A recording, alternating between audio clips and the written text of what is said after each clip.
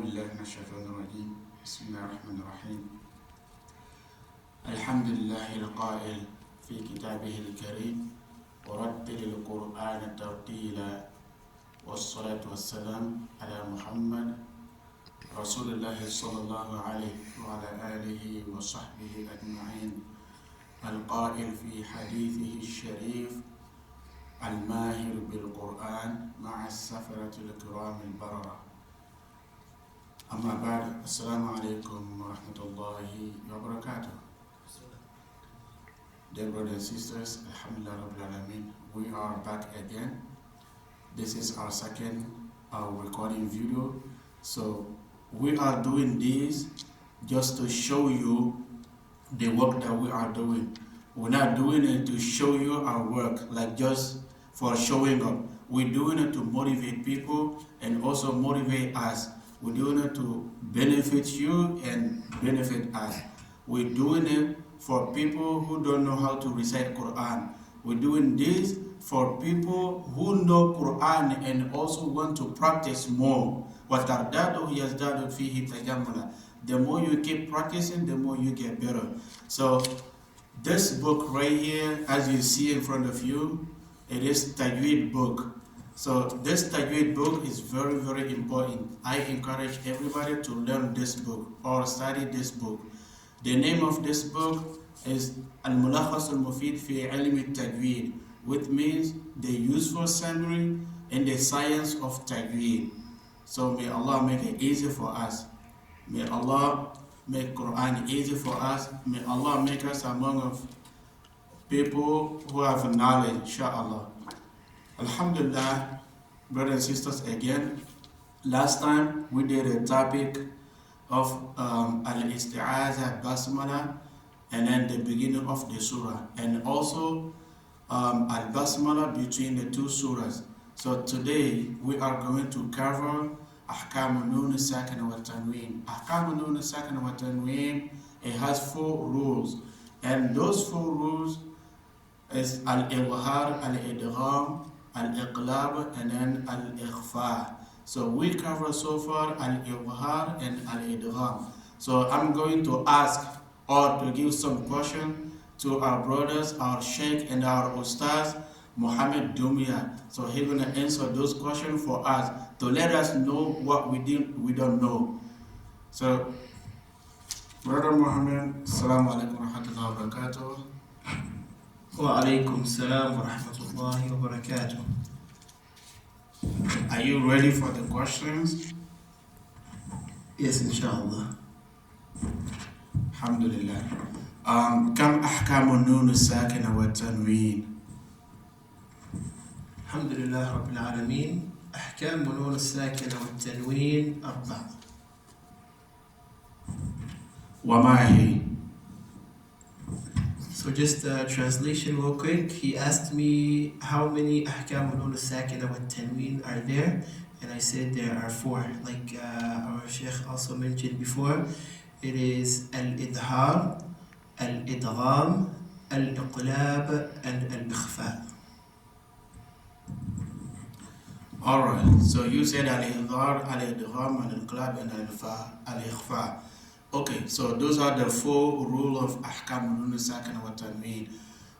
So my next question is, what is idhar? Because we cover idhar and idgham. So can you please tell us the meaning of idhar? So alhamdulillah, al-idhar is basically working with the letters that are in the throat. So when the nun sakina is applied, is to be able to differentiate between those letters when you know right away that I'm saying this letter. It's basically working with the fathatain, kasratain, and dhammatain to be able to specify and say, oh, I know this letter when I'm stopping here, this is going to be a huruf al-idhar. Okay, brothers and sisters, he was saying the meaning of idhar, just to add what he said. هو إخراج كل حرف من مخرجه من غير غنة. Like he said, التنوين and نون الساكنة. So you take them out from where they're coming from. or you exit them from their output. So which means like Anun Sakina and Tanween, it don't gotta be hiding or it don't gotta be like a idgham. If you're reciting it, you don't have to make any ghunna with them. So just say it clearly. So Brother Muhammad, I'm going to give you some ayahs, and then you let us know the difference between idhar and idgham or iqlab, whatever. So if I say A'udhu billahi minash shaitanir rajim, Bismillahir Rahmanir Rahim, from Surah Al-Baqarah, ayah 6, Allah subhanahu wa ta'ala said, Innal ladhina kafaru sawa'un alayhim a'anzartahum. So sawa'un alayhim. So if I say sawa'un alayhim, am I supposed to do that or not? Alhamdulillah. The answer to your question is the second one that you said, you are not supposed to do that. When you say sawa'un alayhim, you're messing it up because there, the rule that's being applied is the first one that we went over, al-idhar. So you're supposed to say sawa'un alayhim. Why? Not only because the rule of al-idhar is being applied, but because the letter ayn is a part of the letters of idhar. So you just say sawa'un alayhim. You don't stretch the dhammatain and say un alayhim. Beautiful. Okay, I got second ayah for you. Allah said, بعد أعوذ بالله من الشيطان الرجيم من سورة آل عمران وإن من أهل الكتاب من إن تأمنه بقنطار. So من إن تأمنه بقنطار. Am I supposed to say من إن تأمنه بقنطار or تأمنه بقنطار? So which one is correct? So when you go here, you're going to say man in ta'manhu biqintar, because this is also applying the rule of al-idhar. And now we came to a second letter that's a part of idhar, which is ha. So you can't say man in ta'manhu, because there you are going to mess up and break the rule of idhar, which is not acceptable in tajweed. Alhamdulillah, that's clear. Okay, let's go to the second rule, which is al-idgham.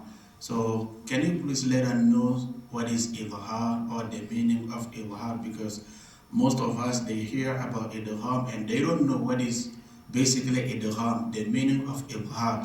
Even me myself, I don't know what is idgham. So you, the one, can let us know the meaning of idgham. Alhamdulillah. That's simple. So to give a clear meaning of idgham, it's like basically the way I have my pencil right now. If I come and I put it inside of your pocket, or I take it and I put it inside here, this is a clear meaning. To take something and to put it into something. So you will be taking the nun sakina and that letter of idgham and putting it straight into the other letters that's there. That's a clear and simple understanding that we can understand it by. Alhamdulillah, you see. So I did not know the meaning of idgham. So brothers and sisters, he said idgham is to take something or to put something into something. Like you take something, you put it inside something. You take spoon and you put it inside a cup. So that the meaning of al-idgham. Okay, I got a next question again for you. So you say idgham, you take something and put it inside something. So that idgham, if I'm not mistaken, I think idgham has two types. So can you please let us know the two types of idgham? So, alhamdulillah, thank you for that question. Idgham has two types. There is idgham bi ghunna, or some people say idgham naqis, or there is idgham bila ghunna, but some people also say bighayri ghunna. What does this mean? It says there's, like how I said, you take it and to put into something. That's the first type of the idgham that's going to be there. Now the second type, you're going to put the letter right away and move on. You're not going to stretch it or anything into that next letter that's going there. Alhamdulillah. Brothers and sisters, he was saying that idgham got two types. So the first one is idgham bi ghunna, or you can say idgham naqis. And also second type is idgham bila ghunna, or you can say idgham bi ghayri ghunna. You can also say idgham bidun ghunna or idgham kamil. So it got four different names, or it got more. So idgham bila ghunna or bi ghunna, let's just say in general idgham. So al idgham got how many letters or how many huruf or kam huruf al idgham wa ma hi. Alhamdulillah, حروف الإدغام ستة. It is 6 letters. In one word altogether, without even separating if it's بغنة or بلا غنة, you can simply remember it by saying the phrase يرملون. If you remember that phrase, whether it's being separated or not, يرملون is all the letters of idgham put all together. Those will be the total of the 6 letters.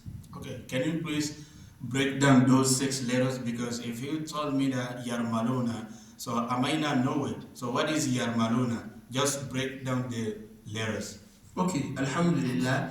So before I go to yarmaluna, let's go in the 2 different categories first. If you go with idgham bi ghunna, there is 4 letters for that. That's gonna be ya, mim, waw, and nun. So that's gonna be the 4 letters for that, and the word for that is simple. It's gonna be yanmu. Yanmu is gonna be the word for idgham bi ghunna. Now idgham bila ghunna or idgham bi ghayri ghunna is simple, more simple than yanmu, because it's only 2 letters, ra and lam. Now if you put those 2 together, it's gonna be ralla. Now if you're just asked in general, what are the letters of idgham all together, you're just going to say yarmaluna. And then that's gonna be all the letters combined. So yanmu plus ralla in one word, it will equal yarmaluna. Yeah, can you please break down those 6 letters? The letters of yarmaluna? Yeah, just mention the 6 letters. Okay, so if you see yarmaluna, it's gonna be ya, ra, mim, lam, waw, and nun. Those are gonna be the 6 letters if you say yarmaluna. Now if you go idgham bi ghunna, it's gonna be yanmu in just 4 letters like we mentioned.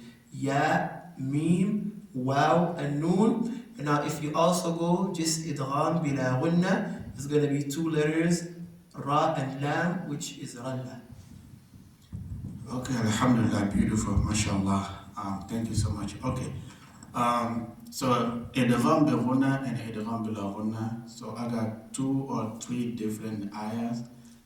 For an example, so you told me the difference between idgham bi ghunna and idgham bila ghunna, because I might not know it. And if you tell us, alhamdulillah, we can know it and we'll get benefit from you. Alhamdulillah. So, brothers and sisters, Allah subhanahu wa ta'ala said in Surah Al-Imran, لهم عذاب شديد وما لهم من ناصرين. So, وما لهم من ناصرين, وما لهم من ناصرين.